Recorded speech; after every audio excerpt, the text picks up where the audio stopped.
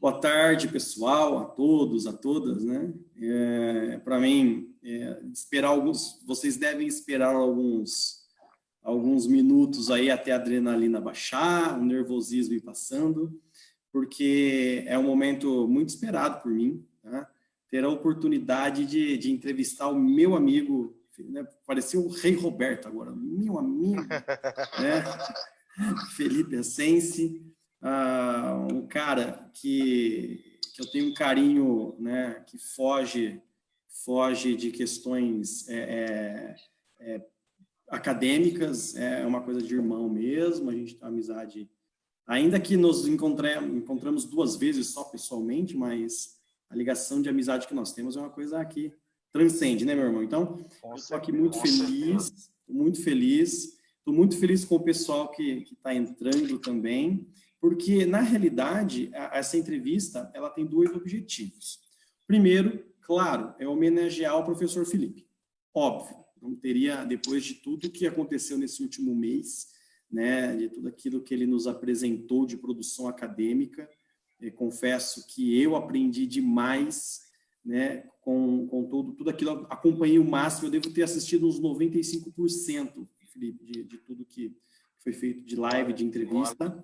Aprendi muito, sim, e não só a homenagem, que é primordial, mas também dá oportunidade para todos os seus amigos que te acompanharam, né, esses novos amigos e outros mais antigos que nós víamos ali nas suas lives, de te conhecer um pouco mais também, fora do quadrado, do aquário do professor, do acadêmico, né, entender quem é o Felipe, esse cara que eu conheci, eu tive a oportunidade, eu conheci o cara acadêmico, que me incentivou, que leu o meu trabalho, tem uma pergunta, vai ser nesse sentido, né, que leu o meu trabalho, que criou uma amizade, e depois, hoje a gente conversa de tudo, né, e é um cara legal. Então, eu preparei uma entrevista, tá? A gente, né, não vou ficar tão preso ao tempo assim, eu também peço isso porque a gente hoje pode fazer uma coisa mais aberta, mais tranquila,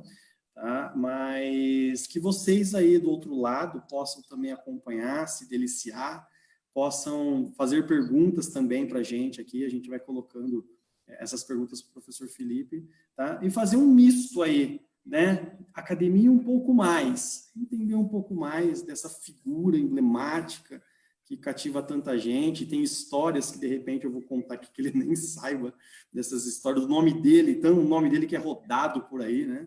Eu falo tanto do Felipe. Verdade, até vai ser uma pergunta nesse sentido, né? Se você tem ideia do que você representa para as outras pessoas, né? Amigos meus que não te conhecem pedem para que eu te apresente. É uma coisa muito bacana. Pô, quero conhecer esse cara, tal, né? Leem o teu currículo, fazem até perguntas, mas ele dorme? Eu falei, dorme, cara, o cara dorme. Né? Então, você tem a sua representatividade no nosso meio, então... Professor Felipe, nós abrimos agora, então, o nosso arquivo confidencial, o louco, bicho. Vamos lá. E o pessoal, na realidade, eu não sou entrevistador, tá bom? Sou alguém que gosta de falar, mas não existe uma lógica, um roteiro nisso aqui. O que eu pretendi fazer é como se nós estivéssemos num bar, numa pizzaria, como nós estivemos em novembro do ano passado, Felipe. Sentar excelente pizzaria, excelente pizzaria. Nas moca, meu. Na moca. Pra gente conversar aleatório mesmo, né? O que a gente tem para te questionar, para saber, para matar a curiosidade. Tá? Então, mais do que nunca, né? 17:7. Vamos lá, né? Vamos conversar. Bom, professor, ninguém vai te massacrar, é uma homenagem isso aqui, né? Tire isso da sua cabeça. Mas tem muitas curiosidades que nós temos. E, meu amigo, vou te confessar uma coisa. Umas pessoas conversaram comigo aí, ó. Ah, é? Cara. Que mandaram umas encomendas, é? Eu encomendei, cara, Então, vamos ter... Eu só não consegui... Eu juro que eu ia tentar colocar o videozinho da pessoa contando uma história, te fazendo a pergunta. Sabe o arquivo confidencial mesmo? Mas eu não tinha tecnologia para isso. Eu acredito que aí também não funcionaria aqui, né, um videozinho, né, um depoimento a respeito do professor Felipe. Mas vem cá, professor, a gente sabe, já vou começar a dar uns spoilers aí, a gente sabe que você não tem nem 40 anos, tá? A gente sabe que você é um cara super novo, né? Mas eu vou linkar para vocês verem que eu estava ligado nas lives e entrevistas. Eu vou linkar com alguns comentários que eu achei interessantes. Mas você ainda é novo, você tem mais de 40 páginas de lattes. Eu lembro com não vou lembrar os nomes, eu vou lembrar da situação. Uma ouvinte falou assim, nossa, eu fui imprimir, ou um ouvinte, eu fui imprimir teu lattes, não sei, ia te contratar de repente, né?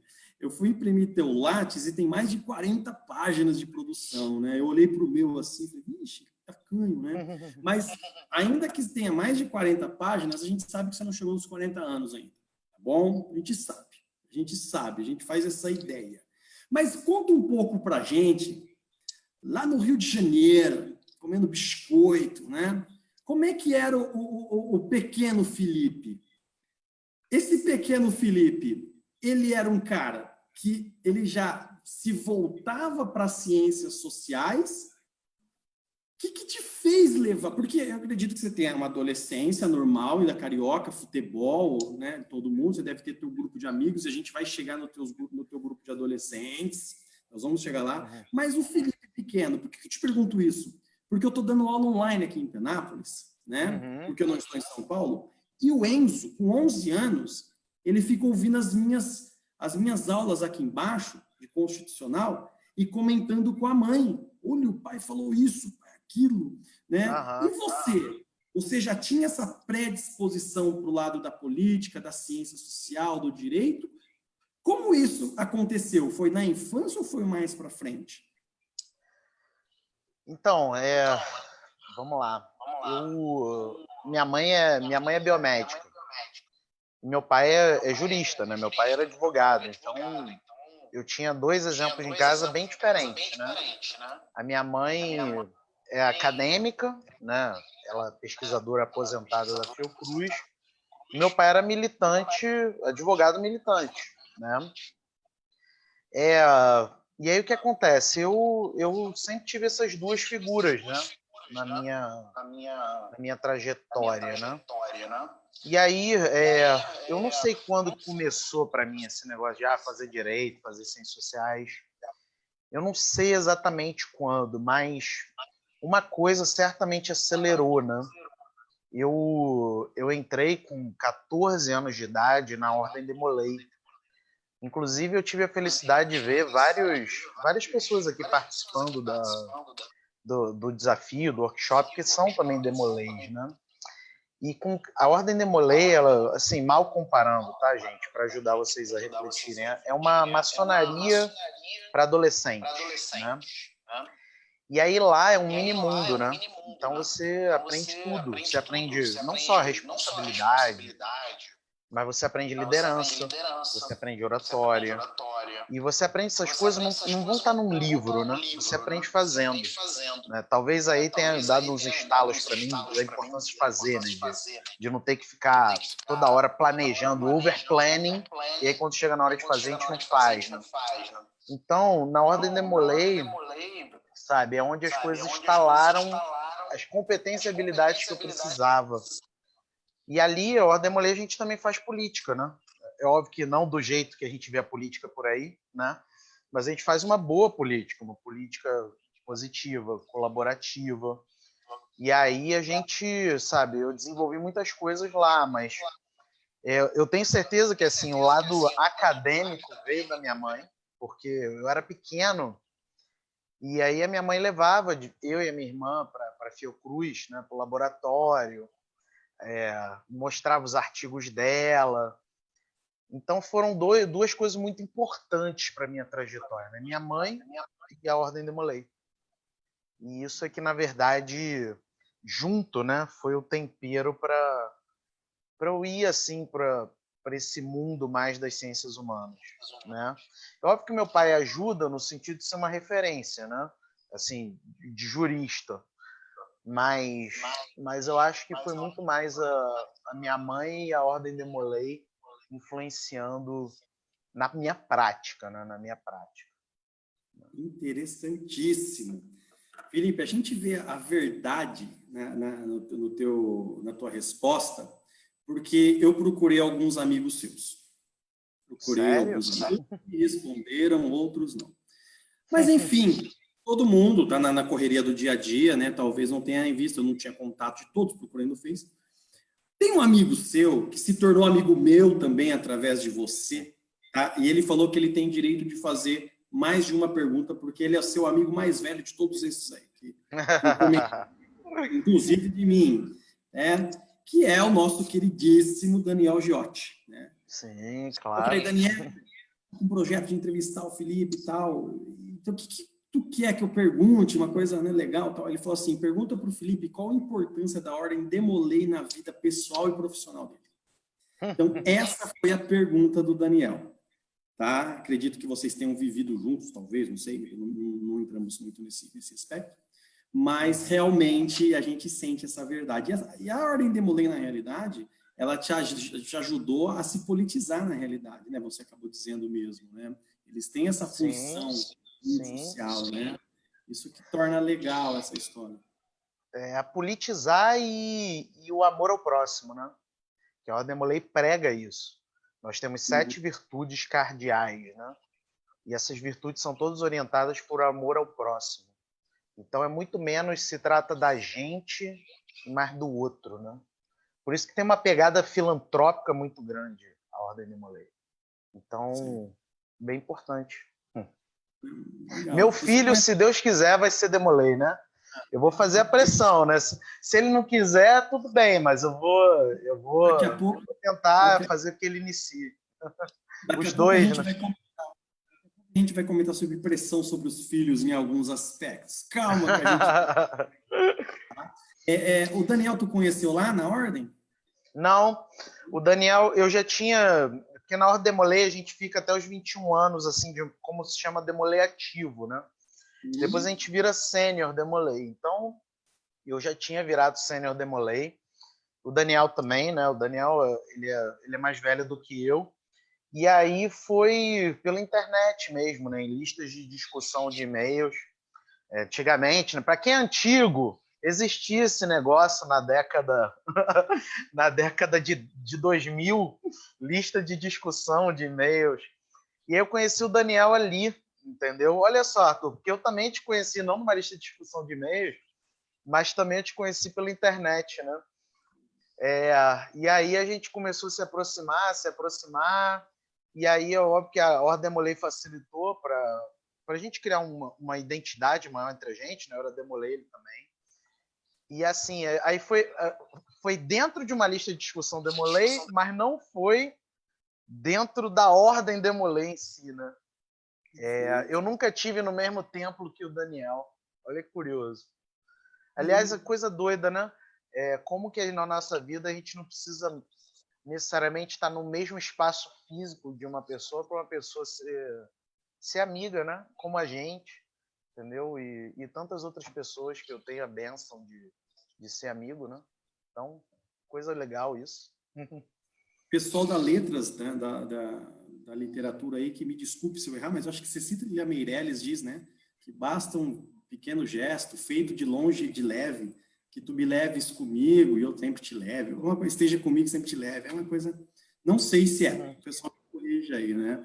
Mas olha, Felipe, então você teve uma adolescência dentro da Ordem Demolei, que deve ter sido muito bacana, porque ajudou a construir esse cara bacana. Construiu esse cara bacaníssimo, mas dentro da adolescência, eu já não estou falando mais do pequeno Filipinho, né? Dentro da adolescência, eu queria entender algumas coisas, e coisas que podem ter mudado na sua vida. Eu queria entender o seguinte, Felipe, certa vez eu escutei uma palestra sua online, há uns anos atrás, uns 3 anos atrás, que você falava em persistência. e que você queria porque queria tocar guitarra igual o Slash. Meu Eu irmão, ainda acho que eu toco, mas não é um me consenso. responde a dúvida. Isso é dúvida de todos os nossos ouvintes aqui. Que história é essa de curtir Raça Negra? Cara, eu sou o cara que viveu a década de 90, adolescência na década de 90. E a década de 90 tem essa peculiaridade musical, né? Não só Raça Negra, né?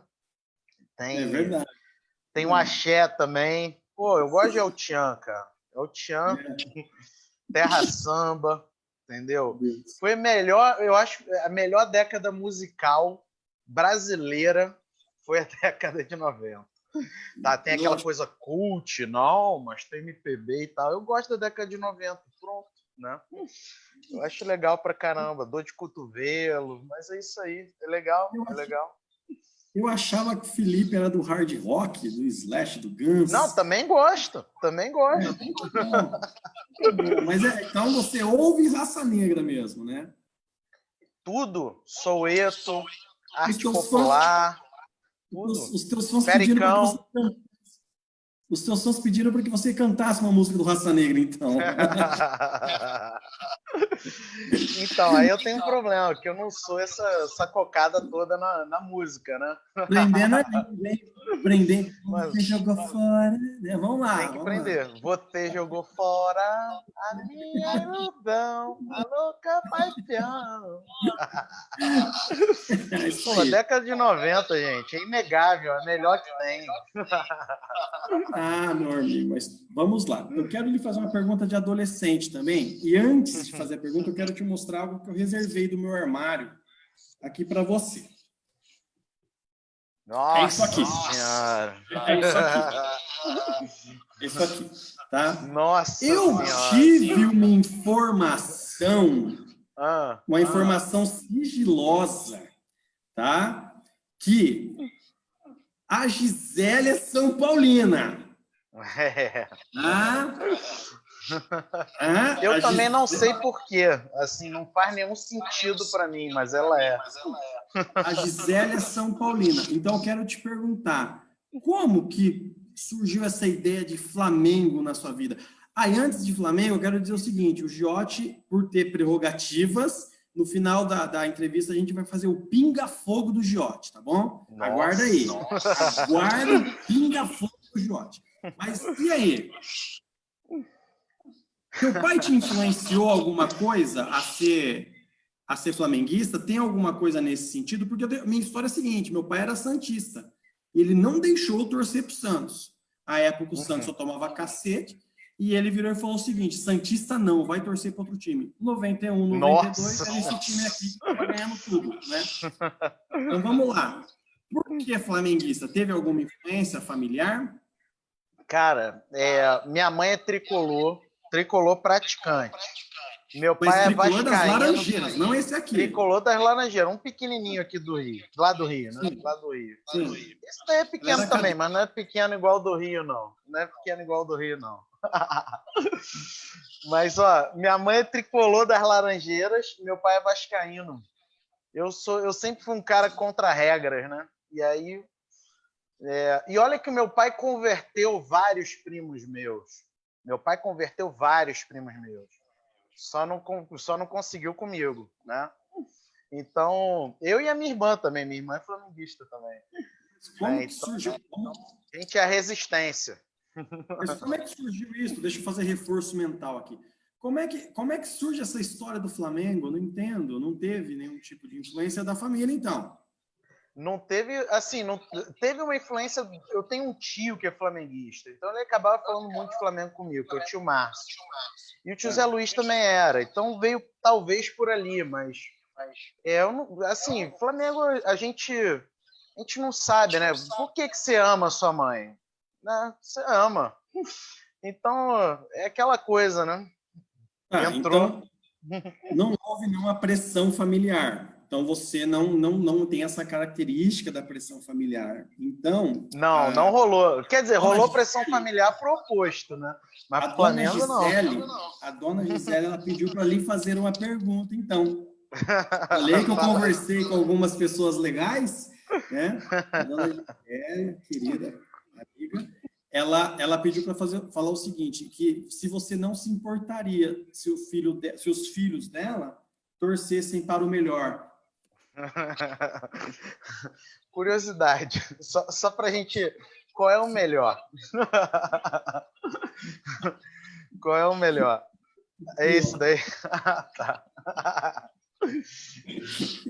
Então, a minha esposa ela pode influenciar tudo nos nossos filhos, mas nisso não.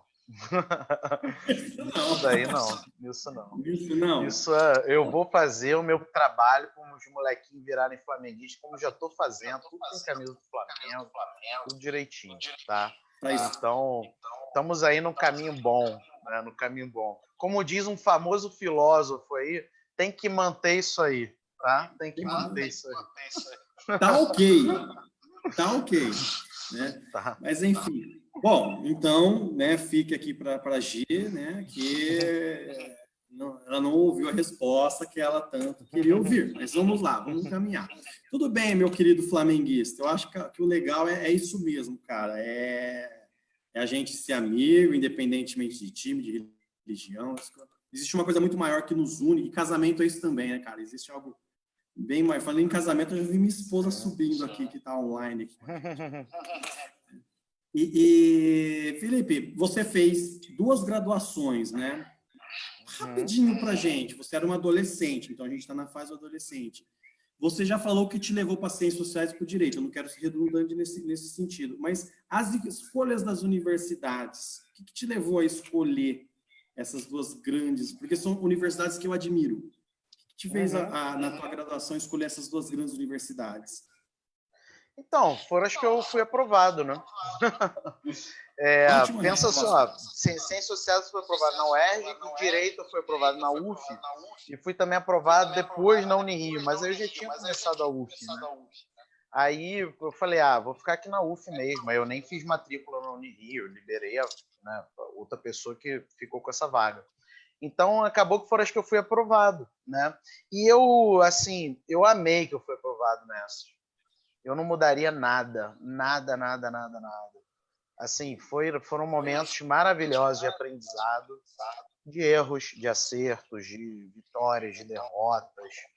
Eu não mudaria uma vírgula do que foram esses anos nessas universidades. Foram perfeitos dentro das suas imperfeições, né?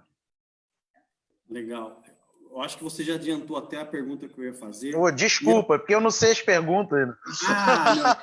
Meu Deus. Só para mostrar que eu estou preparado. Em algum momento, houve uma vontade de desistir desses cursos? Porque, cara, eu não faria direito, viu? Eu queria fazer jornalismo, eu queria comunicação social. Mas na região aqui, à época, pouquíssimas opções de curso, e tinha uma universidade, uma faculdade em Araçatuba, que era muito boa em direito. Eu acabei fazendo direito e eu me apaixonei na primeira aula do curso.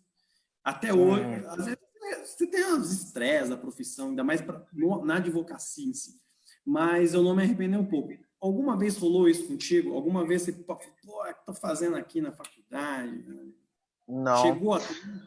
Porque isso é comigo humano, não. O que eu tinha era um certo desencaixe, né? Porque eu fazia ciências sociais de manhã e direito à noite. Então, para a galera de ciências sociais, eu era muito almofadinha. E para a galera do direito, eu era muito revolucionário, né? Então, eu nunca me encaixei muito bem. Eu tinha um pouco de desencaixe identitário mesmo, entendeu? Porque eu não era nem cientista social para os cientistas sociais, nem eu era do direito para a galera do direito. Então, assim, hoje eu vejo isso muito bem, né? Mas na época demorou para eu entender, entendeu? Que eu não era, assim, muito o senso comum nem de um nem de outro. Depois eu até tirei um bom proveito disso, né? De ter minha própria identidade, né? Mas durante a faculdade foi um desafio até eu me achar, né? Até eu entender que eu não ia ter uma carreira clássica no direito, nem ia ter uma carreira clássica nas ciências sociais. Porque eu não era nem cientista social 100%, nem jurista 100%. Então eu tive que achar um jeito que era o meu jeito, que funcionasse para mim, que, sabe, atendesse essa singularidade, né, que eu tinha. E que foi difícil de achar, não foi fácil, gerou muitas crises, até porque, Arthur, quando a gente está na faculdade, e do jeito que eu quis lidar com a faculdade, né, que foi o jeito, sabe, de seguir carreira acadêmica, é um jeito que, poxa, você não tem todas as perspectivas de futuro bem sedimentadas, né? Não é muito claro, sabe? Você não tem prazo de quando você vai passar com um professor, quando você vai ser bem remunerado. Então, eram inquietações muito grandes que eu tinha, que somavam essas inquietações identitárias, né? Então, era meio que patinho feio das duas maneiras, né? E não tem nada a ver com preconceito dos meus colegas, né? Tem a ver com padrão mesmo. Eu não era o padrão de nenhuma das duas, sabe? Mas foi assim, foi assim. E eu não sabia me vestir bem também, né? Não que eu seja hoje o mestre de vestir bem, né? Minha esposa pode confirmar isso. Então também eu não me vesti igual cientista social e eu não me vesti igual jurista. Eu ficava o dia inteiro fora de casa, né? Então não dá para ter o mesmo dress code, entendeu? Então, sabe, eu saía de calça jeans, uma camisa, ou então de bermuda, mas o dress code do cientista social não era igual ao meu, e o do jurista também não era igual, e eu já não me vestia bem mesmo. Então, mas segundo a minha esposa, depois que eu conheci ela, a minha vida mudou nesse departamento, tá? Além de outros departamentos, mas nesse também, né? Olha, irmão, Então, sabe, assim, não era uma questão de desistência, não, era uma questão de desencaixe, né? Fiz amigos, eu tenho pessoas no meu coração, mas eu não estava no estereótipo de nenhum nem de outro, sabe? Eu não fui aceito nesse estereótipo, de alguma maneira. E tá tudo bem, tá tudo bem. Ó, a Gisele tá rindo aí. não, Tá tudo bem. a afinidade é interessante, que eu ia para a faculdade de jardineira jeans all-star, cara. Vai direito, né? E achava o máximo e tal, né? Mas, enfim, depois que eu me casei também, a gente dá uma melhoradinha, né? Dá uma melhorada, dá uma melhorada. São tudo na vida da gente. Felipe, É. olha, a Alice, a do Arthur mudou também ali, ó. Olha aí. As digníssimas estão aí fazendo auditoria, né?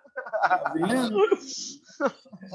Meu amigo, quando eu te conheci, que eu vi, não, eu contei essa história na entrevista, que eu comprei um livro seu uma vez numa livraria, num shopping em São Paulo, li, usei na minha dissertação, mas depois eu saquei que você era o cara do livro e o cara que estava mandando um e-mail. E eu, carudão, conversei contigo, né? Estamos aqui hoje. Mas uma coisa que me chamou a atenção do teu currículo, que eu achei peculiar, você era você era bacharel em ciências sociais e direito, doutor, mestre e doutor em ciências sociais e pós-doutor em direito. E lá no meio daquele negócio todo do teu currículo, estava lá, especialista em empreendedorismo. Estava lá no meio, especialista. E, cara, assim, né, um negócio meio doido, porque a época, quando nós nos conhecemos, eu era consultor jurídico no Sebrae. E Sebrae São Paulo. E eu fazia a parte também de educação empreendedora. Eu levava a educação empreendedora para professores universitários. Dava curso com esses caras. E eu falei, poxa, mas por que caiu empreendedorismo na vida do Felipe? Naquela época eu já pensava isso. O que te levou a buscar uma visão empreendedora para a tua vida? Arthur, eu demorei para entender isso também, tá? Não é fácil, né? A gente entender as coisas da nossa vida, né? Basicamente, a minha trajetória foi uma trajetória que, sabe, eu não podia me dar o luxo de muitas coisas, né? Então, era aquilo e era aquilo.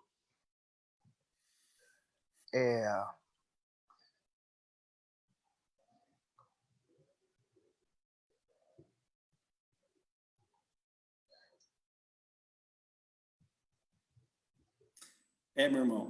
Sabe por que eu tô te perguntando isso? Eu tô te perguntando isso, cara, porque eu vou te... uma curiosidade que eu sempre quis perguntar para você. E eu vou tentar responder e você responde depois. O porquê do CAED Jus. E eu falo que o CAED Jus é maior que não sei quem, que é o concorrente, que eu não vou citar aqui agora para evitar problema.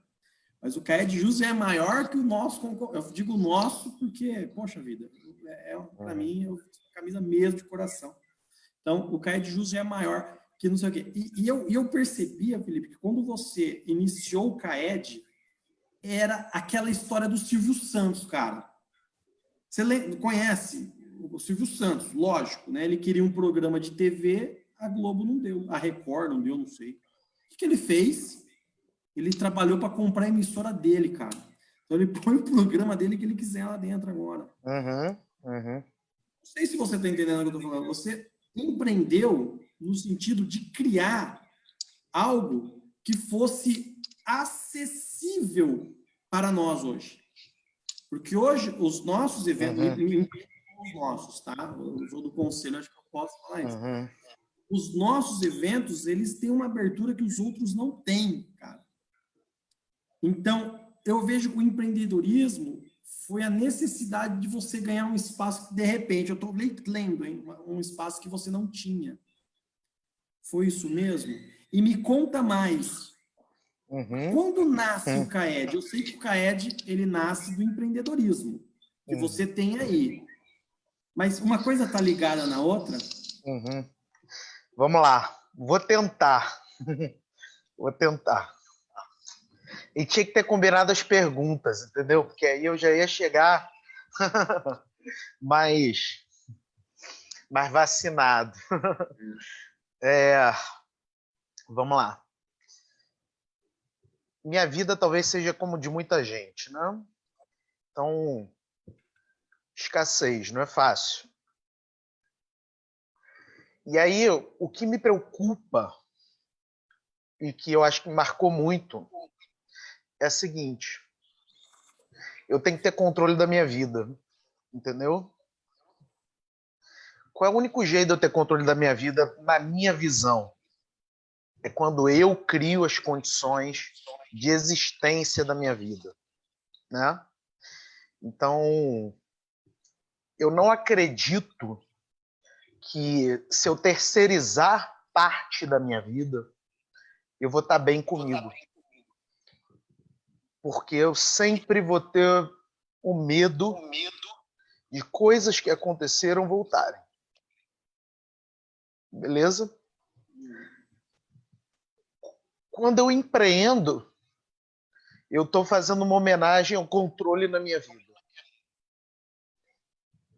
Eu estou evitando que coisas que aconteceram aconteçam de novo. Por quê? Porque eu tenho as rédeas. Entendeu? Eu tenho as rédeas. Então, Arthur, eu comecei a empreender em 2012. Tá? Foi com o Instituto Diálogo. E maravilhoso, foi muito bom. Inclusive, o Instituto existe até hoje. A gente tinha um foco em capacitar os advogados, né? Que a advocacia não se ensina nada na faculdade, né? Como não se ensina nada em bando de faculdade, um monte de coisa, né? Inclusive para advogar. Então, cara, eu comecei a fazer isso com o Instituto Diálogo, eu e a Gisele, sozinhos, e a gente ficou bons anos aí ralando, né? E aí, em 2014, a gente criou uma editora, né? A Ágora 21. Nesse propósito de controle, entendeu? controle da minha vida, porque eu já estava cansado de ser alvo de decisão de outras pessoas. Então, porra, não pode. Eu não posso ter uma vida que, sabe, é alvo dos outros, que fica ao sabor dos outros. Então, eu tenho que criar minha rocha. E aí criei a Ágora. E aí eu criei em 2014, junto com a Ágora, um segmento no Instituto Diálogo chamado ID Acadêmico, que hoje é o que é o programa de produção acadêmica, né? E o ID Acadêmico foi maravilhoso. E a gente, desde 2014, a gente tem as turmas, a gente faz as turmas. E aí a gente começou assim, nossa, quanta gente quer seguir a carreira acadêmica, né? E não sabe das coisas, entendeu? Por quê? Acontece com todo mundo. Você passa a faculdade inteira e a maioria de nós não tem um professor que nos diz como escrever, né? Sabe, essa é a regra. Universidade que não discute carreira acadêmica, não discute como ser professor. Isso é um absurdo até, né? Mas é a realidade. Entendeu? É a realidade. As pessoas gastam mais tempo assediando as outras do que se dedicando às outras, né? E aí o que acontece? Eu falei, caramba, o ID Acadêmico tem uma coisa legal aí, né? Muita gente querendo saber. Em 2014 ou 2015, eu fiz um evento, eu e Roseni, no braço esse evento, Arthur, no braço. Você publicou, inclusive, nesse evento, lá no Chile. A gente fez um evento com 400 pessoas no Chile. 400 pessoas no Chile. Na Universidade de Santiago do Chile. E a galera da Universidade de Santiago do Chile tratou os brasileiros absurdamente mal. Assim, cagaram pra gente, né? Pô, como assim? A gente coloca 400 pessoas no evento e sabe? É assim o tratamento? E aquilo ficou na minha cabeça, né? Ficou na minha cabeça. E aí depois a gente fez em Bogotá, na Colômbia, mas aquilo ficou na minha cabeça. Mas eu sempre tive um problema com o seguinte, cara. Os eventos, eles não são inclusivos, eles são, digamos assim, excludentes. Os eventos, eles têm preconceito com o aluno. É óbvio, tem exceções, né? Estou falando no geral. Tem preconceito com o aluno. Tem coisas que, sabe, graduando não vale nada, entendeu? Só pode falar se for mestrando. Tem evento que até aceita graduando, mas tem que ser, apresenta um pôster aí que você não tem direito de ser nada, né? Mas isso me incomodou. E aí, quando eu e Gisele criamos o Cajus em 2015, cara, a gente queria esses ideais inclusivos, entendeu? Por isso que a gente fez ele totalmente online já em 2015. Ele nunca foi presencial, né? A gente fez até o evento presencial agora, é porque não era para ser, né? Ia fazer o nosso primeiro evento agora presencial nos Estados Unidos, com Covid a gente cancelou. Então, e a gente fez isso, e eu na minha coisa empreendedora, né? E quando a gente cria, a gente vê assim, a quantidade de gente que não tinha acesso, entendeu?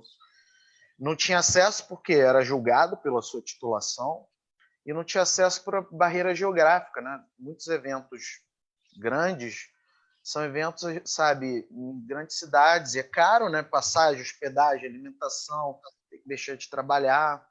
E assim foi, entendeu? Assim foi. Eu falei essa semana numa live minha que eu solto fogos e eu aprendi isso com a Roseni. Que a Roseni nunca me julgou pela minha titulação. Nunca. Eu solto fogos quando eu vejo, né? Quando sai o resultado dos finalistas do Prêmio Cajus e tem um graduando. Por quê? Avaliação anônima, galera. O Caeduca é a mesma coisa, avaliação anônima. O coordenador indica sem saber quem é o autor. Entendeu? Então, cada GT indica um aluno, um autor. E aí a gente vê lá, sempre tem graduando. Entendeu? Quem disse que graduando não pode ser gente, cara? Então, juntou um monte de coisa, entendeu, Arthur? Juntou o meu medo de não ter controle sobre a minha vida e com os meus traumas, né? porque já fui muito alvo de decisões de outras pessoas assediadoras. De também eu querer, sabe, criar um negócio que eu tenho maior orgulho, né? Eu tenho maior orgulho do CAED Juiz e do CAEDuca, porque não existe outro, né? É sem precedente no mundo. Então, pô, cara, isso daí é um legado, né? É um legado. Tem quantidade de gente que publica seu primeiro artigo no CAED Juiz e no CAEDuca, é uma coisa, sabe, surreal. Surreal. Então juntou isso, esse propósito inclusivo, e juntou também a vontade de estar mais com a minha família, né? O empreendedorismo me permite isso.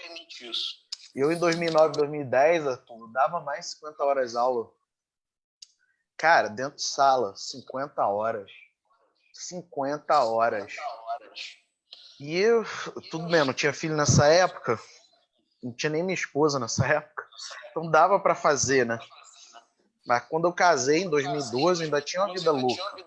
Eu viajava muito. Eu era cartão diamante de todas essas empresas aéreas, sabe? Eu viajei o Brasil inteiro. Tanto é que a galera entre live fala de onde é, eu falo, lugar aí, tal, lugar lá. Por quê? Porque eu já viajei muito, cara. Eu viajei a trabalho, vendendo meus cursos. Escola de magistratura, eu acho que eu já fui mais de 20, né? Mas, e aí? Não tô com a minha família, né? Então, muito dessa minha guinada empreendedora foi por causa de querer ficar com a família, entendeu? Ficar com a família. E hoje eu posso isso. Hoje eu posso. Hoje eu continuo com a minha carreira acadêmica, dando aula, fazendo o que eu amo, mas eu também estou com a minha carreira empreendedora. E isso, graças a Deus, né, as duas carreiras me fazem muito felizes. Muito feliz, né? Muito feliz.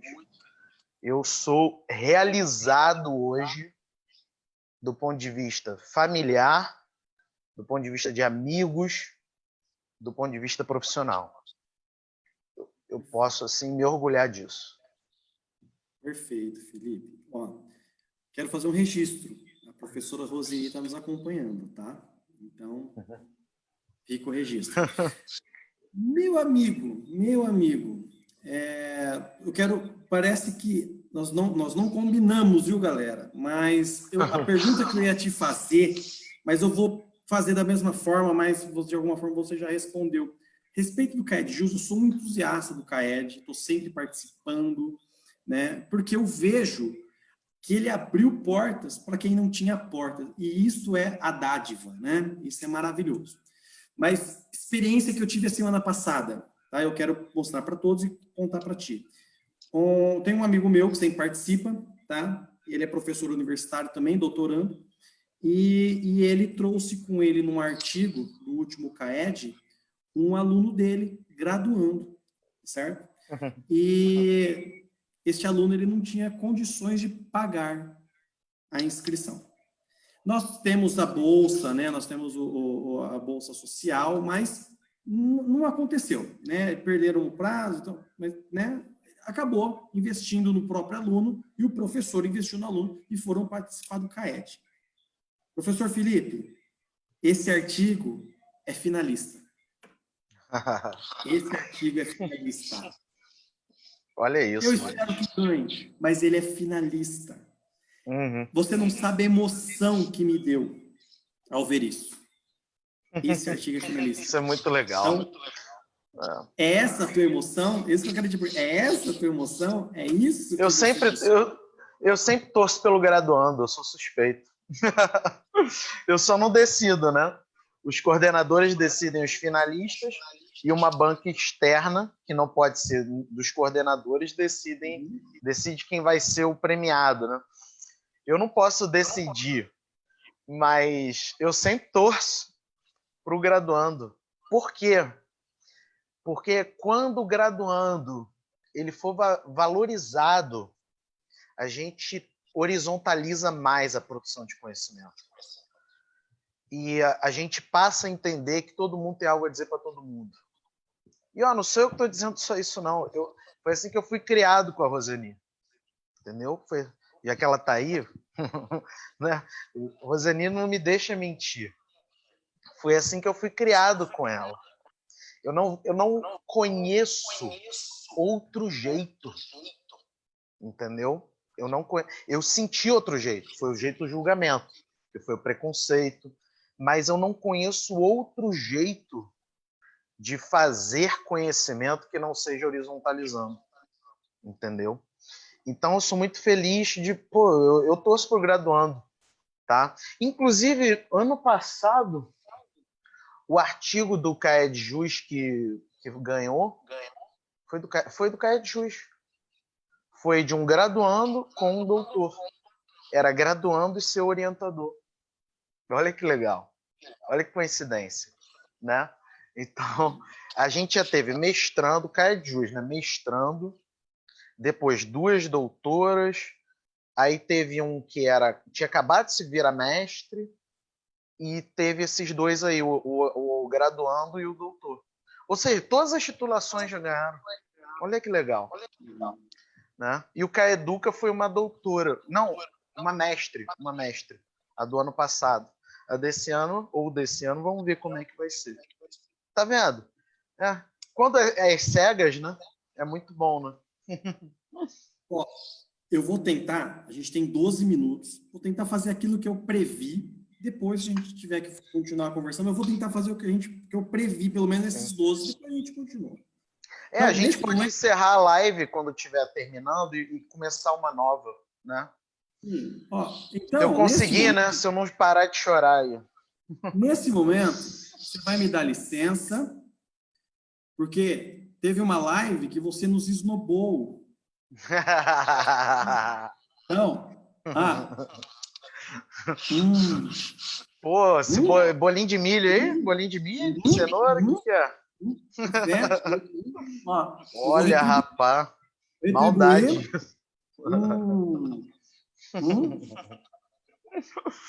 Esses São Paulinos não são brinquedo, não. Retribuindo, eu quero te fazer uma pergunta. Você disse na live, tô comendo mesmo, hein? Você disse na live que o bolo era do bolo de milho da tua sogra. E eu sei que você está na casa da tua sogra que te recebeu nesta pandemia, você e tua saúde, ou tua família. Pergunta, qual que é a importância da tua família por isso tudo, meu amigo? Tudo, né, cara? Família é tudo.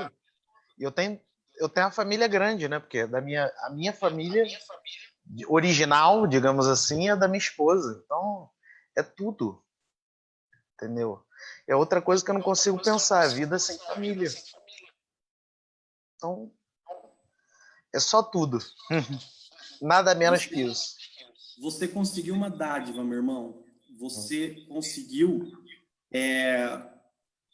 arrumar o teu tempo para tua família.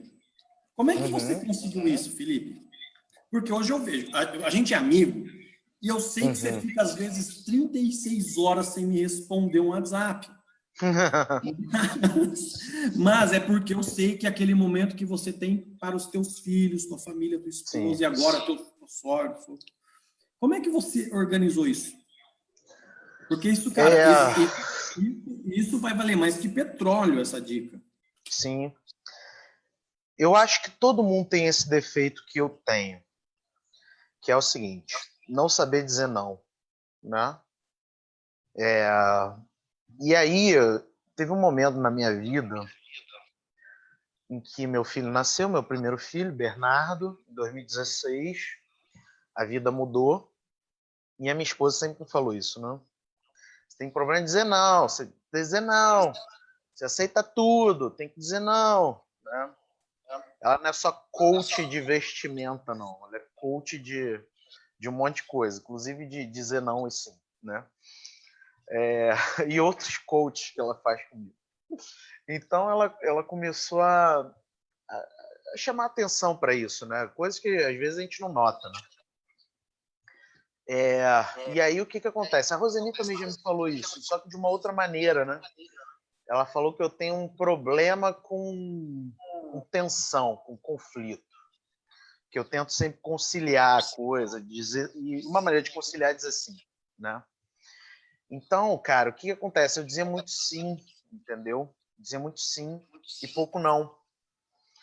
E aí, chega um momento na tua vida que se você diz sim para tudo, ou para quase tudo, você perde as rédeas, né? O controle mesmo. E eu comecei a virar as coisas quando o Bernardo nasceu, em 2016. Porque é o seguinte, a prioridade é a família, entendeu? E aí, olha como é que as coisas ficaram mais claras para mim. Se a prioridade é a família, assim, o mundo se abre. Por quê? Porque você começa a entender melhor o que você vai dizer não, o que você vai dizer sim, entendeu? Quando você tem claro o seu objetivo, você sabe estabelecer critérios de decisão. Então, tinha um bando de convite para viagem, para palestrar e tal. Não vou, entendeu? Não vou, sabe? Hoje, inclusive, eu não vou mesmo, assim, independente de pandemia. Assim, 99% das palestras eu não vou, sabe? Por quê? Porque o objetivo é a família, sabe? O objetivo é a família. Então as coisas têm que ser, os meus sims têm que ser coerentes com esse objetivo, entendeu? Por isso que desde 2016 eu estou dando sim para tudo que está coerente com esse objetivo. E estou dando não para tudo que não está coerente com esse objetivo. Aí ficou mais fácil, entendeu? Era aquela história, sabe? Ah, vou sair de férias. Como é que era antes, né? Ah, vou sair de férias, mas para onde? Quando? Com quem? O que precisa? Sabe? Era um pouco essa minha vida. Eu falava, era mais ou menos assim, vou pegar o carro e vou embora, vou sair de férias. Não faz sentido, né?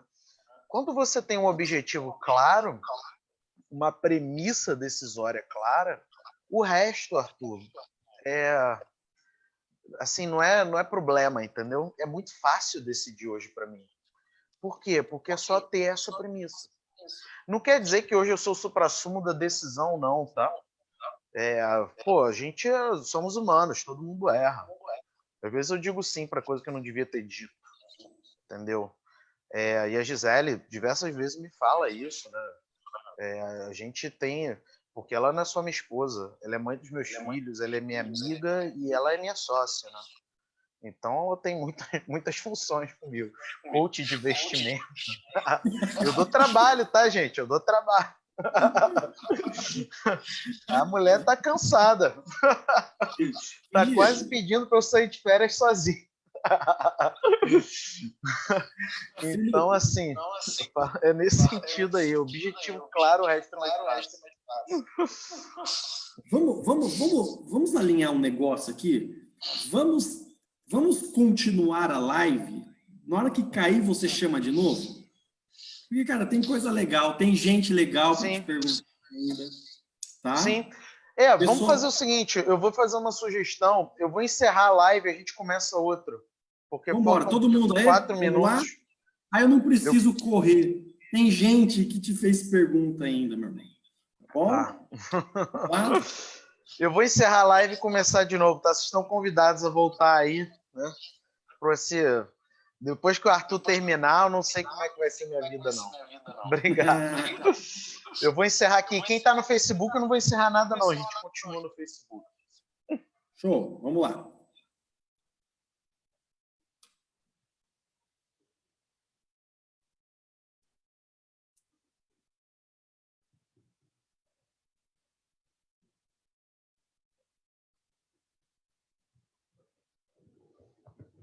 Deixa eu só reiniciar aqui, porque para começar uma nova live tem que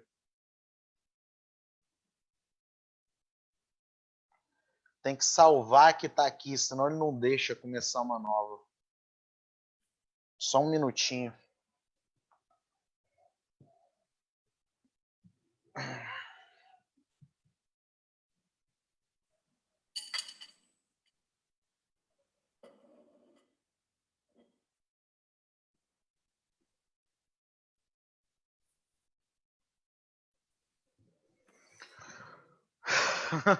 Pô, você me deixou com fome com esse bolo aí, hein? Parado para isso, irmão.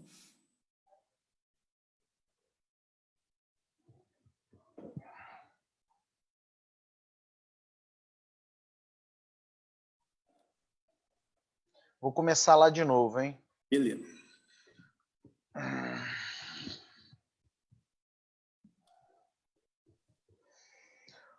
Ó, a Rose, Arthur, tá perguntando do seu bolo aí, hein? Ó, já recomecei aqui no Instagram. Vamos ver a galera entrando aqui.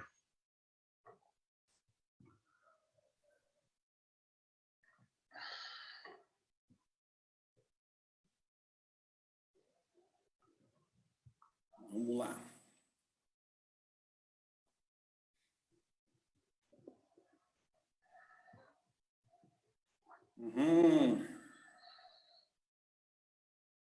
Aham.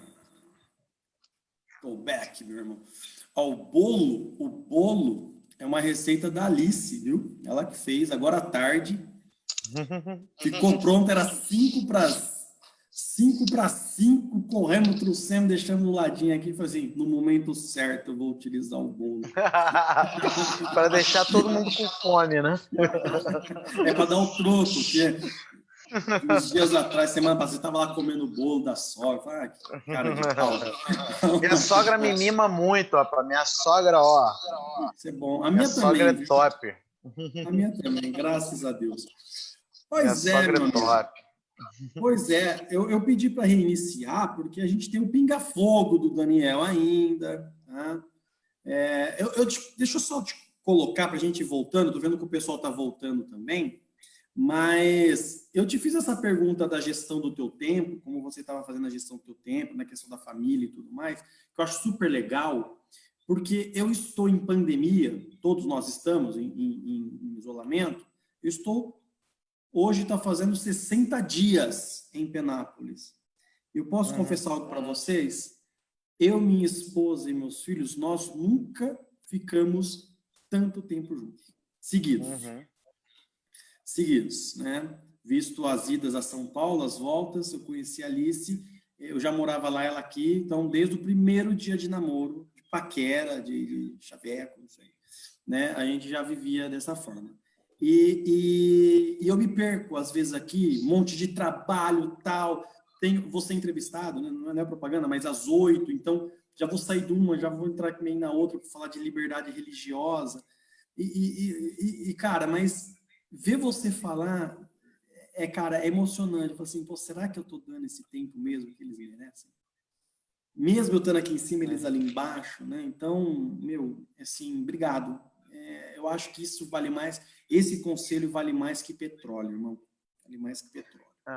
É aquela história, às vezes a gente tem que fazer o que tem que ser feito, né? Não tem jeito, mas eu acho que a gente aprende a dar melhores nãos quando a gente tem um objetivo claro. Pode ser outra coisa, tá? O meu objetivo é família, mas não tem nada de errado da pessoa ter outro objetivo, né? O que é importante é a pessoa ter um objetivo, entendeu? Ter um objetivo. E chegar lá e fazer as coisas acontecerem. Mas às vezes dá uma dosinha mesmo, né? Nessa quarentena, eu não tenho também ficado o tempo todo com os meus filhos, né? Porque eu tenho que também ficar com vocês um pouquinho aqui. Então, é isso aí. Felipe, a pergunta, hein? Eu vou contar a história e você vai me responder. Em 2013, quando eu terminei a minha dissertação e defendi minha dissertação de mestrado, você pediu para ler. Eu falei que escrevi sobre saúde, eu te cito e tudo mais, e você pediu para ler. Você já estava, de alguma forma, abrindo para mim a possibilidade de uma publicação sem que eu percebesse, haja vista que você estava ingressando no Ágora 21 como sócio, tudo mais, presidente e sócio, né? E eu me recordo que uma coisa que me marcou muito, tá? Você vê como as coisas marcam na vida das pessoas.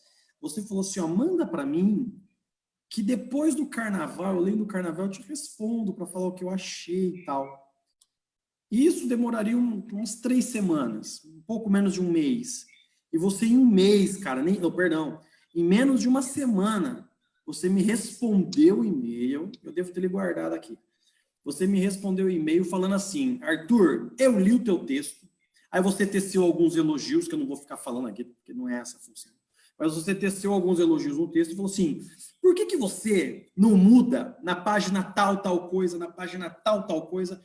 E eu falei assim, cara, esse cara leu mesmo, porque ele está indicando página, né? E você me convidou para publicar um amorzinho na minha vida, que é o ativismo judicial e direito à saúde, né? Que saiu pela Agora 21, né? E agradeci muitas vezes. Se você leu mesmo, Felipe, me responde, cara. Você tem paciência de ler mesmo? Cara, eu li, juro que eu li. E mesmo se não tivesse lido, quando você me chamou para fazer o prefácio, eu teria que ler de novo. Cara, eu perdi a oportunidade, é que eu não vou levantar. Tá aqui, eu ia mostrar, eu esqueci. Foi tão corrido na hora que eu não me organizei para pegar aqueles Aliás, ó, eu não sei se você sabe, né? Mas foi o primeiro prefácio de livro que eu fiz, né? Então, eu já não sabia. Um orgulho. Foi o primeiro prefácio de livro e maior orgulho, pô, maior orgulho, cara. Imagina, então, meu querido amigo Arthur, meu primeiro prefácio. Continuando o arquivo confidencial, então, que não me ouçam. Houve da minha parte um preterimento da orientação do mestrado para que você fizesse o prefácio. Eu preferi que você... Você sabe por quê, meu irmão? Orientação de mestrado, legal, show de bola, mas morreu ali. Né? Por que motivo? Não é má fé, não. Acontece. É natural, normal. Não. Mas você foi o cara que virou para mim e falou assim, você vai publicar esse negócio. E como que eu não vou, cara? Você tá entendendo? Então eu falei assim, cara, eu não sabia. Eu fiquei extremamente feliz agora de saber que foi teu primeiro prefácio. Eu não sabia. Então eu estou sendo surpreendido aqui. Agora fomos surpreendidos novamente, né? Que legal, cara, que bacana. Felipe, não, mas é curioso isso, né? Assim, a gente às vezes esquece de honrar as pessoas, né? Porque você vê, eu fiz esse prefácio já tem tantos anos e eu nunca te falei isso, né? Olha só como é que a gente se pega no contrapé. Por quê, né? Depois de tantos anos eu não te falei isso, sabe? É a correria da vida, né? E a gente às vezes esquece de honrar as pessoas que estão do nosso lado, né? Como você tá. Então, é isso, né? Sempre aprendendo. E, pessoal, seguinte, ó, confesso uma coisa para vocês. Geralmente, quando você pede, e eu e o Felipe, eu devo isso ao Felipe, tá? Eu ganhei uma experiência de produção, ainda que eu tenha os meus erros. Confesso, o Felipe apontou gentilmente um erro meu semana passada, que eu percebi, puxa vida, olha, fiz bobagem aqui, ainda bem que ele observou. Para você ver, cara, que a gente acha que tá, mas a gente também tem os nossos defeitos, nossas, né, imperfeições acadêmicas, tal. Mas se hoje eu tenho alguma coisa publicada, se hoje eu estou no circuito acadêmico, devo muito, mas é muito, assim, de 90% ao Felipe. Que ele que me trouxe. E é verdade. Ele que me abraçou, tá? Ele que falou, cara, vamos lá. E hoje, com a experiência que a gente tem, a gente pede um prefácio para alguém, o cara vai demorar um mês para te entregar o prefácio. No mínimo. O Felipe me entregou em 48 horas. E não foi um prefacinho, não. Foi um prefácio que eu até me senti importante. De tão bacana, cara. De tão bacana que foi o prefácio. Infelizmente, tá ali, não é? Mas depois a gente não vai mostrar isso. Então, assim, são coisas que é a homenagem, né? É mostrar para a pessoa que eu estou fazendo aqui, o que vocês fazem, e que ele fez comigo agora. Olha que reciprocidade bacana, né? De honrar uns aos outros, né? Honrar quem nos honra, né? Então, isso, cara, que é o que vale para a gente e que a gente vai continuar fazendo, né? Vamos lá, pergunta. A nossa querida amiga Rosângela Temel. Ela é demais. Tá? Competentíssima. É outra também guerreira. Uma pessoa de um espírito, assim, cara, incrível. Muito querida, né, por todos nós. Né? Se ela estiver aí, né, um abraço. E a Rô me pediu para perguntar o seguinte, ela transcreve rapidamente uma situação, e a pergunta é a seguinte, que em 2013, eu não me recordo, tá, mas em torno de 2013, você pelo Facebook, você esbravejou ficou bravo. Porque você tinha um plano de saúde X e demorou 5 horas para ser atendido. Não sei se exagerei aqui. 3 horas para ser atendido. E você foi no SUS e o SUS te atendeu na hora. Você foi muito rápido, o atendimento no SUS foi muito bom para você. Ela está te perguntando, essa experiência lhe fez estudar a judicialização, saúde e SUS? Não fez, né? Não fez. Eu já tinha, assim, como é que eu posso falar isso da maneira mais profunda possível, né? Eu já jogo, digamos assim, a defesa do SUS, e eu sou defensor do SUS há muito mais tempo que isso, né? Quem me evangelizou para o bem, né, foi a Roseni em 2005, né? E foi por acaso, eu estava lá na UERJ, nono andar, moral do nono andar, tinha lá um negócio, seleção de iniciação científica. Fui lá na sala dela na mesma hora, fiz lá os negócios, lá redação, blá, blá, e entrei, né? Eu conto com mais detalhes isso no episódio. Mas foi ali, entendeu? Eu vi ali com a Roseni durante tantos anos na minha formação de graduação, como que o SUS ele é importante, ele é rico, ele é democrático, ele é inclusivo, e eu sou um defensor do SUS, né? Aliás, eu sou defensor não só do SUS, mas de vários outros direitos também, né? E ela me mostrou isso, mas ela não... Observa, ela não me mostrou com opinião, ela me mostrou com fatos, entendeu? Eu tive a oportunidade de ver. Eu já vi mais de 100 experiências exitosas. Pelo menos eu vi dentro do SUS que a Roseni me mostrou. Eu vi com esses olhos aqui. Tá? Fora outras coisas, né? Que a gente pesquisa, que a gente lê, relato de experiência. E o SUS é a maior política pública no mundo, não só de saúde, mas de todos os outros tipos, né? Então, sou defensor do SUS, não abro mão do SUS. O SUS funciona muito bem. Tem pessoas que existem, que não estão mortas, que têm saúde, né? Que têm saúde, qualidade de vida por causa do SUS, tá? E as experiências estão aí. Eu não estou falando com base em achismo, não. Tá? Eu vi, e qualquer um que queira vai ver. Às vezes você tem a coisa da mídia, falar para esculhambar o SUS, mas o SUS funciona. O SUS funciona, né? Tem seus desafios, como tudo, qualquer coisa tem. Plano de saúde está cheio de desafio aí. E legal isso da Ângela falar, né? Porque eu moro em Copacabana. E Copacabana tem o posto de saúde da Unimed, né? Que é urgência e emergência. E em frente tem o posto de saúde do SUS, né? Então eu escolho. Basicamente a minha escolha é qual que tá mais vazio no dia, sabe? E o atendimento no SUS é muito bom. Não deixa em nada a desejar pro da Unimed, porque é de frente, entendeu? Então, assim, eu acho que a gente tem que valorizar as coisas boas que a gente tem, entendeu? E certos discursos... Qual é o problema do discurso? Diz o Foucault, né? O Foucault tem um texto chamado A Ordem do Discurso. Qual é a questão do discurso? Não é o que é dito, né? Não é o que é dito. É o que não está sendo dito. Então, às vezes o discurso ele tem um elemento locucionário, que é a locução, que é o que você fala, o que você defende, né? E tem o ilocucionário, que é o que está por trás, que é o que não está dito. Então, todo discurso tem isso, inclusive o discurso de detonar o SUS.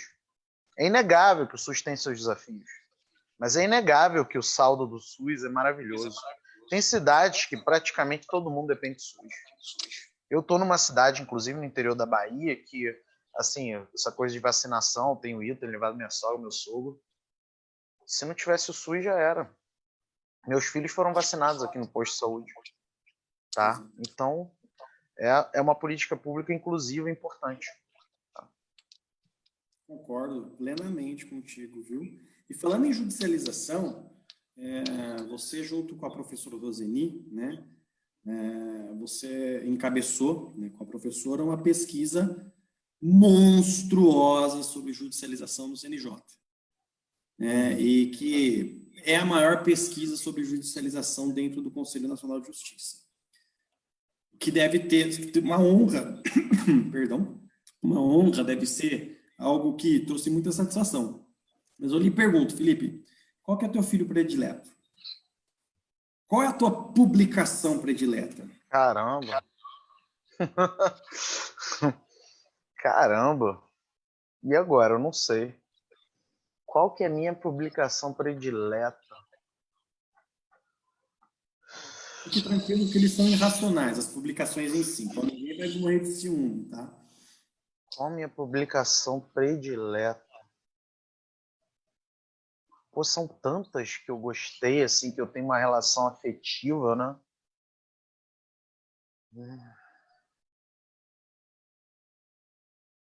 Mas talvez não pela repercussão da publicação. Não foi a minha publicação que teve mais repercussão, mas pelo símbolo dessa publicação, né?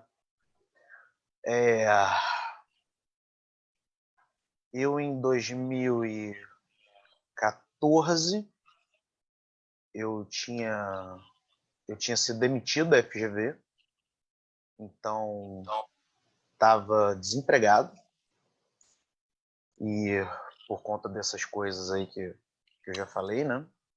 Certas pessoas preferem um caminho que não é o caminho da ética. Então, fui demitido da FGV e aí eu estava desempregado, né? Segurando as pontas. E aí surgiu uma oportunidade. Surgiu uma oportunidade de publicar um livro sobre liderança. Eu comecei a escrever sobre liderança. E aí, o nome do livro se chama Liderança, frases históricas de impacto. Você tem esse, né? Esse livro não é um livro que ficou famoso, nada disso, não é best-seller, não é nada. Mas por que esse livro ele talvez seja o livro mais importante para mim? Porque é o livro da virada, entendeu? Eu e minha esposa, só a gente, tendo que lidar com a nova realidade. Eu era um executivo da FGV, eu era muito bem remunerado, mas muito bem remunerado. E aí, da noite para o dia, acabou aquilo. Né? Então, isso gerou, sabe, um desafio grande de se reinventar. E esse livro, Arthur, por que ele é importante como uma guinada, né? Primeiro porque eu escrevi com a minha esposa assim, na unha, né? Ela me ajudando, me dando toda a condição psicológica para eu estar ali focado no livro. Eu focado no livro, ela segurando as pontas com outras coisas. E aí o Sebrae aprovou o livro. Tá? O Sebrae aprovou o livro. Tem um setor lá do Sebrae Nacional de livro, entendeu? É fomento, né? Fomento. Um setor de fomento. E aí, cara, eu não lembro quanto que foi o financiamento exato, mas era mais ou menos assim, uns 40 mil reais o financiamento do livro. E aquilo foi uma coisa... Não é o dinheiro não, tá? Porque o dinheiro foi pro livro, não veio pro meu bolso, não. Mas foi uma coisa de, sabe um estalo que dá na tua vida? Tu fala, ó, aquilo tudo que eu achava que era a coisa mais importante da vida, não é, porque existe um mundo para além daquilo que a gente acha que é o mais importante, do ponto de vista profissional, que eu digo, né? Existe um mundo para além do que a gente acha que é importante. E uns 3 ou 4 meses antes, um amigo meu tinha sido demitido, o Rodolfo. E aí, Rodolfo, ele 3, 4 meses depois, ele foi contratado como professor na Unirio. Ele passou no concurso para professor. Ele é um cara espetacular, antropólogo. Aí ele chegou e falou para mim, a gente foi almoçar, né? Eu ainda estava lá. Mas o Rodolfo chegou e falou para mim, ó, Felipe, sabe o que é o mais legal de ter saído da FGV? É que existe um mundo muito melhor do lado de fora. Né? Aí eu fiquei com aquilo. E aí quando eu saí, esse livro foi um estalo, sabe? De que existe um mundo muito melhor. E um mundo que eu poderia viver sem as restrições que eu tinha, e um mundo que eu poderia viver sem as situações negativas que eu passava, né? E foi um mundo maravilhoso que veio a partir desse livro. Então ele é um grande divisor de águas. Eu escrevi esse livro, quando o Sebrae aprovou, eu tinha que entregar o livro em 30 dias. Eu tive que fazer o livro em 30 dias. E foi por causa da minha esposa que eu consegui. Né? Então isso nos uniu ainda mais, isso nos fez estar ainda mais próximos, né? Fez com que a gente decidisse, né? Tivesse mais claro o nosso propósito, que era não depender de ninguém. E hoje, graças a Deus, eu não dependo de ninguém. Se eu desligar o botão hoje de tudo da minha vida profissional, eu não dependo de ninguém. Então, foi esse estalo, entendeu? Eu acho que foi... Esse é um livro mais simbólico para mim, de tudo isso que aconteceu de 2014 para cá, né? E aí, em 2014 veio a editora. Final de 2014 foi aprovado para a UERJ. 2015 entrei na UCP, na USU, no mestrado de lá. Aí 2015 também caí de juiz. Aí as coisas foram indo, entendeu? Esse foi um estalo legal para mim, foi um estalo importante, né? Uma mudança de paradigma. Que legal da pergunta, e eu vou deixar claro para todo mundo que está acompanhando a gente que não tem nada combinado aqui, viu? De verdade mesmo, tá? Todo mundo Não, não tem não. E que legal, porque o que você possa imaginar? O que você imagina? Não, é o manual de direito, o compêndio de direito constitucional, que eu tenho também e tal, né? Mas não, olha que riqueza de significado você nos trouxe, né? Então, muito bacana, Felipe, muito bacana. Aproveitando, você falou da GV, e eu te conheci num dia, pessoalmente, lá, que eu saí de São Paulo, fui a Santo André, no dia que você estava dando aula na pós na GV, lá em Santo André. Né? E nós almoçamos, e se assinou até o compêndio para mim ali e tal, os meus 2 volumes. E falando em sala de aula, que você já falou que já chegou a dar 50 horas aula, o Tiago Rodrigues Pereira... Grande amigo também. Tiago Rodrigues Pereira pediu para te perguntar de alguma situação peculiar que aconteceu dentro de sala de aula. Se teria. Cara, vocês fazem as perguntas difíceis, cara. E agora? Pô, é Pega uma aí. Situação peculiar em sala de aula. Cara, eu não sei se peculiar, eu não sei se é peculiar assim. Mas assim, o Thiago também é fogo. Já que foi o Thiago que perguntou, eu vou falar de uma que tem a ver com... Não, mas aí não é tão peculiar, né? Teve uma vez, né? Teve uma vez na Uniswan, que é onde eu conheci o Thiago. Eu entrei na Uniswan em 2009. O Thiago já era professor lá. E a gente virou amigos, né? E ele é um dos grandes amigos que eu tenho. Assim como você. E aí o Thiago, lá na Uniswan tem uma peculiaridade, né? Tem muito aluno que é policial, né? Por quê? Porque, sabe, tem alguma coisa lá que tem muito policial, entendeu?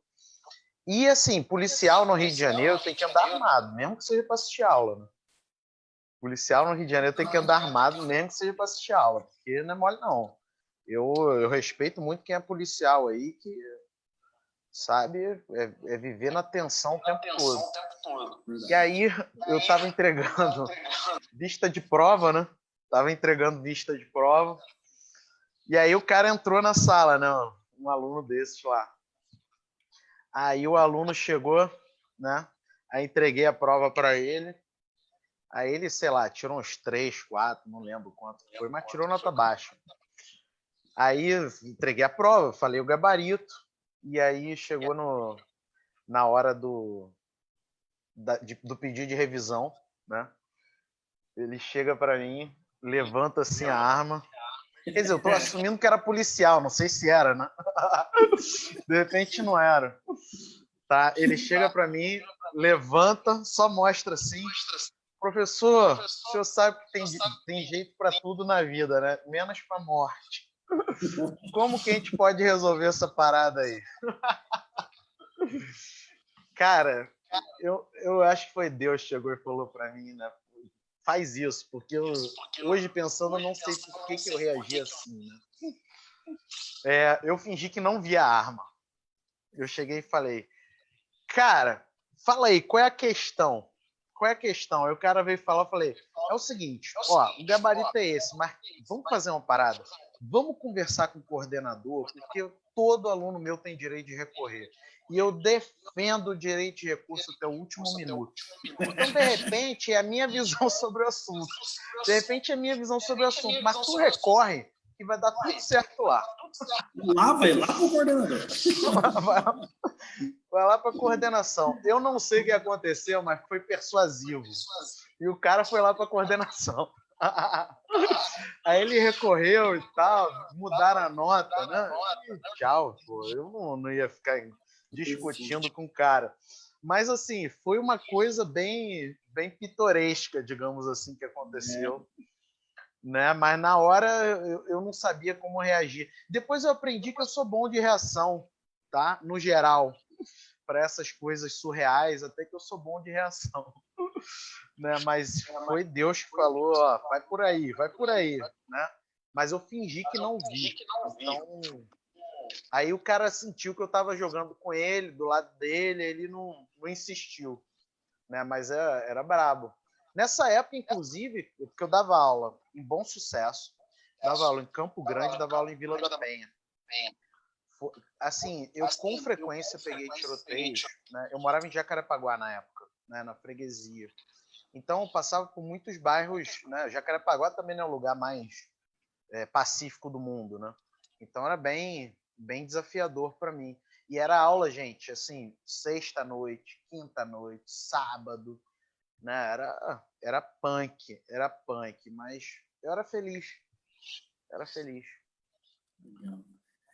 Que bom. Eu acho que estava pensando numa minha, eu já caí do palquinho, cara. Tomei um capoto do palquinho lá do Itablado. Esse tamanho, 1,90 m quase, do cara. Nossa Senhora. Quebrou alguma coisa ou não?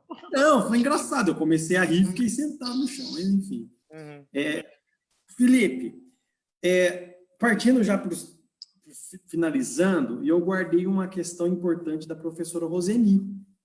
Tá? Ah, ela também mandou? Que legal. Né? Eu gostaria, e eu vou utilizar dessa pergunta para entrar nesse assunto, porque, pelo que nós percebemos, isso é uma verdade, porque eu acompanho, eu posso dizer, você tem uma relação muito boa com os teus orientandos, visto todas as entrevistas que foram dadas por eles aqui, né? No programa. E você tem uma relação muito boa, cria uma relação de amizade, confiança, você escolhe bem o teu orientando e você realmente tem essa questão de trazer ele para perto de você e você criar uma rede com o teu orientando. Mas a professora Roseni, ela pediu para te questionar o seguinte, não é questionar, ela pediu para te perguntar qual o conselho que você daria deve ter algum significado para aquele cara que tinha tudo para dar certo, ele estava na rocha, ela usou esse termo, o propósito dele era a rocha, ele tinha tudo preparado, ele tinha tudo para dar certo, estava tudo encaminhado, ele tinha um problema, ele tinha um objetivo, ele tinha uma missão, mas ele não conseguiu. O que você poderia falar para essa pessoa? Vamos lá. Primeiro é que o fracasso, na minha visão, ele é sempre temporário. Não existe fracasso eterno. Não existe. Eu não conheço fracasso eterno. Eu já passei por poucas e boas, né? E não existe fracasso eterno. Essa é a primeira coisa. O fracasso sempre é temporário. Então, eu acho que eu diria para esse orientando o seguinte. Primeiro é que vai passar. O segundo é que ele tem que pensar em como passar rápido. Né? Como passar rápido. Porque a gente não precisa ficar curtindo a bad vibe. Né? A gente não precisa ficar lamentando o fracasso. O fracasso existe para a gente aprender, não para a gente lamentar. Né? O fracasso é um momento de aprendizado. O fracasso é um momento de crescimento. Então, eu honro os meus fracassos. E eu vou ter outros. Tá? Eu vou ter outros. E eu acho que eu tiro sempre as melhores coisas dos meus fracassos. Sempre as melhores coisas dos meus fracassos. E eu diria para esse orientando isso. Você tem duas opções. Você vai lamentar o fracasso ou você vai aprender com o fracasso? E aí, eu acredito que ele vai escolher a opção B, né? Que é, né, aprender com o fracasso. Eu ia fazer uma forma desse orientando ver o outro lado. Como que ele resolve esse fracasso? Como que ele melhora com isso? Porque às vezes você decide o lado B, mas você não sabe o que você pode fazer, né? E a Roseni, por exemplo, ela nunca, seja para assoprar, seja para morder, ela nunca só assoprou ou mordeu. Ela sempre mostrou qual é o caminho, né? E o caminho que ela sempre me mostrou não necessariamente é o único, mas é o caminho que ela acredita, né? Eu acho isso muito nobre dela, né? Ela mostrar o caminho que ela acredita. E eu diria isso, eu mostraria o caminho que eu acredito, assim como ela fez comigo. Eu mostro o caminho que eu acredito. Se aquela pessoa vai seguir esse caminho, é uma decisão dela. Eu acho que a gente tem que ser sempre defensor da liberdade das pessoas. Mas eu, como orientador, ou como colega dessa pessoa, ou como amigo, ou como qualquer coisa, eu nunca vou deixar de mostrar o caminho que eu acho que é bom para ela. Eu não sou daqueles que, se o conselho fosse bom, era pago, né? Não tem esse negócio aí. Eu dou conselho, pô. Eu dou conselho. Mas eu sou muito claro de que esse conselho, ele é um conselho sob a premissa da liberdade. E que você sempre pode seguir um caminho diferente do meu conselho. Exceto a galera do PPA, tem que seguir o meu método lá bonitinho. Mas de resto, para todas as outras coisas, né, a gente tem que defender a liberdade, gente. Eu durante muito tempo, né, eu entendia que o meu desencaixe, ele era ruim, entendeu? Mas o meu desencaixe é bom, porque sou eu. Sou desse jeito aí. Né? E tem gente que gosta, minha esposa gosta disso. Tá? Eu tenho amigos, né? Então eu aprendi a gostar do meu desencaixe, a respeitar meu desencaixe. E por isso, se eu sou um desencaixado, como é que eu posso padronizar alguém? Entendeu? Eu não posso. O máximo que eu posso é dizer qual o caminho que funciona para mim. Né? A pessoa pode discordar de tudo da minha vida. Ela só não pode discordar da minha história. Porque a história foi eu que senti. Foi eu que passei as poucas e boas. Entendeu? Então ela pode discordar de tudo, da minha opinião, das minhas teorias, das minhas ideias, mas ela não tem como, sabe, contestar a minha história. Porque a minha história faz com que eu seja o que eu sou hoje. Com todos os defeitos do mundo e com algumas virtudes aí que, sabe, até que me fazem permanecer casado. Olha só. Vamos lá. Esse cara aí, ele é pós-doutor, doutor, mestre, 2 graduações, um cara que é mentor de tanta gente, professor de grandes universidades, as maiores do país, né? Tem mais alguma coisa para conquistar, professor? Tem algum sonho a ser realizado, professor, ainda? Eu acho que não. Sonho não. Sonho não. Acho que não. Eu tenho metas. Tenho muitas metas. Eu tenho muitos objetivos. Sonho, eu acho que não. Talvez assim, o sonho de viver muito, né? Mas é uma coisa que tem parte que né, tem a ver comigo, que depende de mim, viver muito, né? E tem a parte que depende de Deus, né? A Naide, inclusive, que vai participar do PP, ela tá falando comigo antes. Se precisar de um personal aí, de uma personal, eu falei, tô precisando. Né? Roseni também volta e meia fica falando mal do meu exame de sangue, mas assim... Ela falou aqui, viu? Ela falou, está com colesterol alto, a glicemia alta. Minha esposa também reclama, mas assim, eu só quero viver muito, esse é o meu sonho. É o único que sobrou. O resto eu consegui já. Eu quero viver muito para estar com a minha família, com a minha esposa, com os meus filhos, com a minha mãe, com o meu pai, com a minha irmã. Então, eu acho que esse é o único sonho que sobrou. O resto é objetivo. É só objetivo.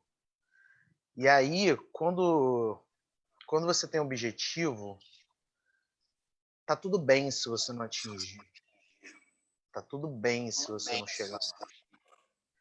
Sonho é que dá uma pulga atrás da orelha desgraçada. Então, eu só quero viver muito. Agora, qual é o meu maior objetivo hoje? Qual é o meu maior objetivo hoje? Que eu acho que eu não vou alcançar ainda. Eu acho que vai demorar alguns anos. Eu não sei quanto tempo vai demorar. Mas o meu maior objetivo hoje é impactar um número descomunal de pessoas. Entendeu? Esse é o meu maior objetivo. Impactar um número descomunal de pessoas. Assim, sabe? Aquela coisa... Eu tava falando disso ontem na minha live. Tipo Péricles. Né? Gisele sabe disso. A gente tava assistindo o quê? Fala aí, Gisele. O que a gente estava assistindo? Aí eu te comentei, né? Do Péricles. Né? Pra galera ver que eu não estou mentindo. A gente estava assistindo anteontem, anteontem, o show do Péricles. Era um show gravado, né? O Péricles falando, cantando, aquele estádio lotado, né? Aí eu falei pra ela, pô, tu imagina a sensação do cara quando ele canta pra tudo isso, né? Pra tudo, imagina a sensação do cara. E quando eu vejo alguém, eu gosto de vestir a camisa da pessoa, entendeu? Aí eu comecei a pensar, eu, Péricles, que eu gosto muito dele, né? Eu, Péricles, não a parte do exame de sangue dele, que deve estar todo estourado, né? Mas eu, Péricles, cantando pra essa galera, eu fico assim, eu falo, meu Deus, né? Eu acho que eu não vou poder impactar como os músicos impactam, né? Porque aparentemente falta algumas coisas em mim, né? Mas eu quero pactar com o meu jeito, da minha arte. Minha arte não é a música. Minha arte não é a música. A minha arte não é poesia. Minha arte é isso aqui. E esse é o meu maior objetivo hoje de vida, é esse.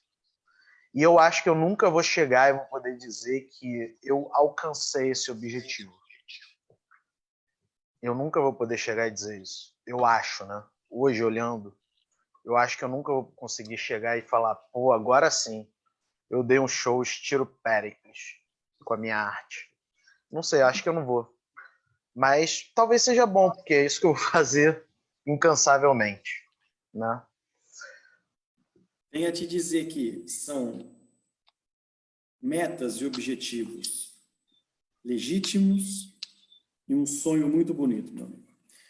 Vamos lá! Pinga Fogo do Daniel Giotti. Você vai me responder ou um ou outro, tá bom? Vamos lá. Pinga Fogo do Daniel Giotti. Primeiro, Obina ou Eto'o? Pô, essa é mole. Pensei que ia ser pergunta difícil. Obina, muito melhor que Eto'o. O único que tem música. Brocador ou CR7? Nossa. Não, CR7, brocador não dá, não. É indefensável. Pelé ou Zico? Zico, o maior do mundo, né? De todas as galáxias, da história. E eu estou fazendo uma análise objetiva sobre isso, claro. Eu tenho a teoria sobre Pelé e Zico, entendeu? Eu tenho a teoria que é muito fundamental. Vocês querem ouvir minha teoria sobre Pelé e Zico? Né? O Pelé, ele é famoso porque na época não tinha televisão em todos os lares e tal. Aí é muito mais o mito Pelé. É o que as pessoas propagavam do Pelé, entendeu? O Zico não, as pessoas viram. Aí é a guerra entre o mito Pelé, aquela coisa meio araguaína. Araguaína não, Araribóia, como tem lá em Niterói, Araribóia, Saci Pererê. E tem quem fez, quem tem registros históricos, que é o Zico. Tá? Então tá bom. Ó, a Roseni falou Garrincha. É o outro também, Roseni. Só Araribóia. Tá? Ó, o último pinga-fogo Daniel Jotti. Quick morango ou vinho? Eu não acredito que ele perguntou essa. Eu vou contextualizar antes de eu responder. Tá? Vou contextualizar antes de responder. O Daniel, eu já fui muito para Juiz de Fora, né? Que ele sempre me chamou lá para palestrar e tal, não sei o quê. Então já teve uma época que eu ia para Juiz de Fora todo mês.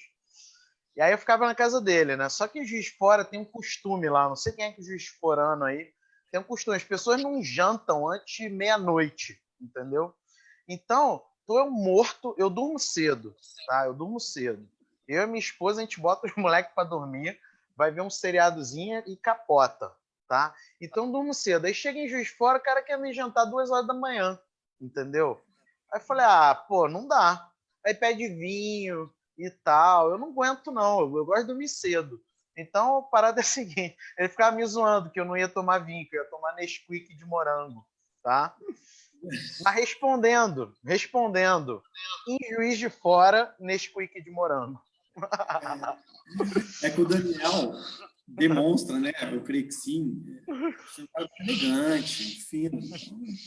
Janta às 2 da manhã, toma um vinho antes. Pô, 2 da manhã, cara. Ó, professor Felipe Assensi, você utilizou de uma letra de uma música e eu vou utilizar de outra agora para finalizar nossa entrevista.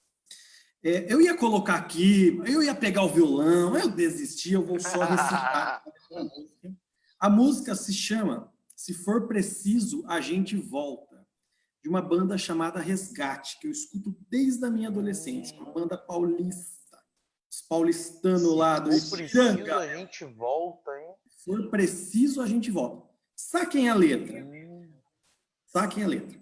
A chance de recomeçar exige não ter medo. A humildade de reaprender nos diz que ainda é cedo. Um jeito bom de viajar é voar com pouco peso. Não tendo nada para provar, ter o coração aceso. Que não precisa ser melhor que ninguém, nem mudar o que diz. Que fez as pazes com o que a vida lhe deu e é feliz. Se for preciso, a gente volta. 4 vezes. Se for preciso, a gente volta. Se for preciso, a gente volta e faz tudo de novo. Tudo de novo. Você faria isso tudo de novo, professor? Sim, tudo. Tudinho, que letra linda. Eu faria tudo de novo. Eu não tiraria uma derrota. Eu não tiraria uma noite perdida. Não tiraria. Apesar de hoje, né, eu defender que as pessoas não precisam passar por isso. Eu defendo que as pessoas não passem por isso porque eu passei, eu posso ajudar elas a não passar. Mas eu não tiraria da minha história uma derrota sequer. Talvez a do Liverpool, né? Flamengo e Liverpool. Foi injusta, mas o Flamengo jogou muito mais. De resto, não tiraria mesmo. Eu adoro Eu adoro tudo que eu passei. E foi perrengue, foi difícil, foi chorando, foi sofrendo, mas eu adoro isso. É minha arte. E eu só sei fazer a minha arte porque eu passei por tudo isso. Entendeu? Então, não tem como fazer diferente. Que letra linda, hein? Banda Resgate. Resgate. Resgate. As letras fenomenais. É uma melhor que a outra. Fica a dica. Você mudaria? Você voltaria e faria tudo de novo? Não, cara. Eu acho que isso faz parte da nossa essência, né? Você É. sabe que eu me pergunto para Alice. Você conhece um pouco da minha história, saí daqui, fui para São Paulo. Depois de tantos anos em São Paulo, casei com uma moça daqui de Penápolis, eu migro de volta sem sair de São Paulo. Cara, aqui eu era um... Eu falava para ela, em 2005, 2006, eu tinha um escritório de advocacia que eu tirava R$ 1.000 por mês para pagar as contas do escritório, recém-formado, e recebi uma proposta para ir advogar em São Paulo 3 vezes mais do que eu ganhava, que para mim era muita coisa. Que não era muita coisa, cara, mas era 3 vezes mais do que eu ganhava aqui. E fui. E vira e mexe eu pergunto para ela, o que seria de mim se eu tivesse continuado? Se eu não tivesse encarado o medo de ter ido, né? Então, cara, não mudaria. Hoje eu sou essa pessoa que vocês conhecem, que você conhece, que ela conhece, por todos os perrengues que eu passei. Perrengue, irmão, dormi dentro de carro em São Paulo, não tinha onde dormir. Venceu o aluguel despejado lá, despejado assim, porque venceu, né? Dentro do carro, cara, dormi dentro de carro em estacionamento dentro de São Paulo, comi miolo, não tinha dinheiro para comer. Então, assim, não mudaria, irmão, não mudaria. A gente sabe como é que, assim, eu respeito muito o meu passado, né? Eu aprendo muito com ele, mas sabe como é que um nadador ganha naquela prova final da Olimpíada, aquele último round, sabe? Aquele round, eu não sei se é o nome, né? Deve ser outro nome. Aquela última, né? A última, para dizer quem é que vai ganhar a medalha de ouro. O nadador que ganha é o nadador que não olha para trás, nem olha para o lado. Ele só nada olhando para frente. Se olhar para o lado e para trás, ele perde o ritmo. É, verdade. Então ele tem um objetivo, ele vai lá e canaliza as coisas para o objetivo, né? E ele não se preocupa com o passado. Ele honra o passado porque ele treinou muito, passou noite mal dormida, né? Não é fácil você chegar na última prova lá da natação de uma Olimpíada. É o ápice, né? Só de chegar já é o ápice de qualquer nadador, né? Mas para ganhar o objetivo, ele só pode olhar para frente. Naqueles 2 minutos, ele só pode olhar para frente.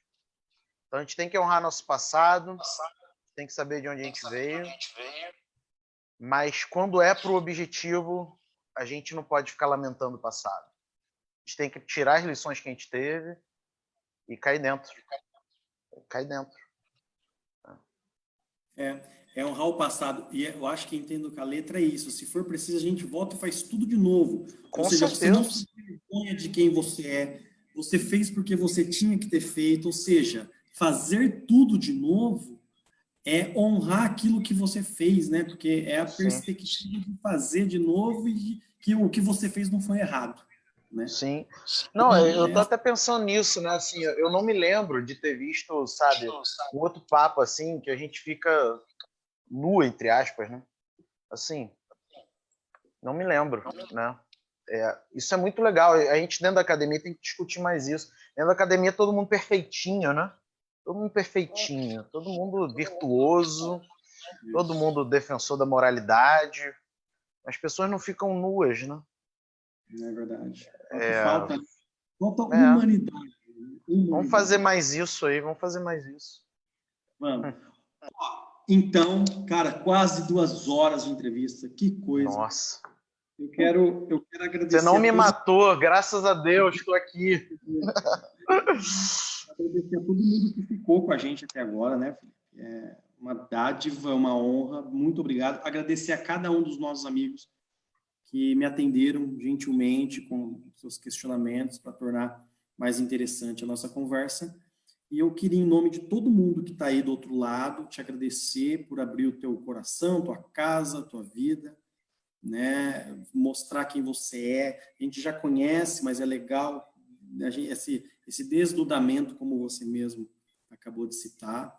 E que eu queria te dizer o seguinte, cara, eu estou falando isso, né, de hoje, e hoje, mais do que nunca, nós precisamos de líderes para nos levar no caminho correto aí, principalmente nesses tempos tão sombrios e difíceis. A gente precisa de líder. E você se apresenta como um nosso líder, dentro de uma área específica da nossa vida. Você é um líder nosso, então a gente está aqui para te agradecer e entenda essa homenagem, essa entrevista como uma homenagem para você, por tudo aquilo que você tem feito aí há mês já para a gente, tá? Há mais de 30 dias. Bom, então... Obrigado, meu amigo. Um forte beijo no teu coração e alguns minutos aí para você fazer as suas palavras finais. Por favor. Tem mais ou menos o que? Uma semana e meia, né? Eu falei eu coloquei a música do Reverb, né? Eu coloquei uma música também. E a música, ela diz mais ou menos assim, né? Que o cara, ele tentou tanto a trajetória, né? Do personagem da música. O cara tentou tanto se encaixar, ele queria ser palhaço, né? E ele tentou tanto se encaixar nas coisas, sabe? Que ele chegou no final da vida dele e ele era frustrado, porque ele queria mesmo era ser palhaço, entendeu? E tudo bem, ele tinha um emprego, tudo bem, ele tinha conquistado as coisas dele, mas o que ele queria mesmo era ser o quê? Palhaço. E é uma música, né, que fala disso, né, de como que você não pode deixar de ser o que você quer ser, entendeu? E eu acho muito boa essa música. E como comentário final, né, a música termina mais ou menos assim. Ele se arrependia de não usar o nariz dele, o nariz de palhaço. E eu terminei a live naquele dia conclamando as pessoas para usarem o nariz de palhaço, né? E eu quero conclamar as pessoas novamente a isso. Nem todo mundo conhece essa música do Reverb, mas é uma música muito legal e principalmente uma música que eu escuto com frequência essa música. Ela não é música para mim. Ela é tipo, sabe, uma coisa que eu tenho que lembrar, sabe? Tipo essa pulseira aqui. Igual a outra que eu já cortei, porque eu cheguei no meu objetivo. Esse objetivo aqui, um dia eu vou chegar nele também. Então essa música eu me forço a escutar, porque é uma maneira de eu também focar nos meus objetivos. De entender por que eu estou fazendo as coisas do jeito que eu estou fazendo. Então eu conclamo as pessoas, né, que também, sabe, assumam o que elas são. Entendeu? Assumam o que elas querem ser.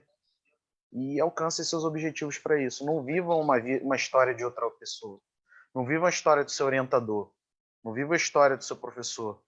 Não viva a sua história, com os seus desencaixes, com as suas imperfeições, com os seus narizes, entendeu? E nunca deixe de fazer algo porque você vai ser censurado ou falado mal. Algo lícito, né? Ético, honesto. Mas nunca deixe de fazer algo lícito, honesto, porque você acha que vai ser censurado por alguém, entendeu? Essas pessoas passam, você fica. Então, assuma seus narizes aí, tá? Assumam esses narizes, suas imperfeições, e o mundo fica muito, muito, muito maravilhoso quando a gente é bem resolvido com a gente mesmo. Acho que é isso. Lindo, lindo. Cara, obrigado por ser com você. Eu estava vendo alguns comentários, vi a Alice falando assim, Felipe, eu tenho até ciúme de você. A Alice é uma figura. Não, ela é, cara, ela gosta muito de você também, da Gi, né? A gente tem, é um negócio meio de doido isso, né? Eu não conheço a Gi também pessoalmente, mas, cara, é família, irmão. Então vamos lá. Isso aí. Gente, ó, muito obrigado a todos. Hoje eu tomei conta do negócio, hein? Muito obrigado a todos que podem possa ser muito proveitosa essa entrevista. Essa que é a grande ideia. É uma homenagem ao professor Felipe, mas também uma dádiva dele para conosco, tá? Gente, ó, um beijo a todos vocês, estamos à disposição, professor Felipe, eu também. Se precisar de alguma coisa, então aí. Gente, beijão, até mais.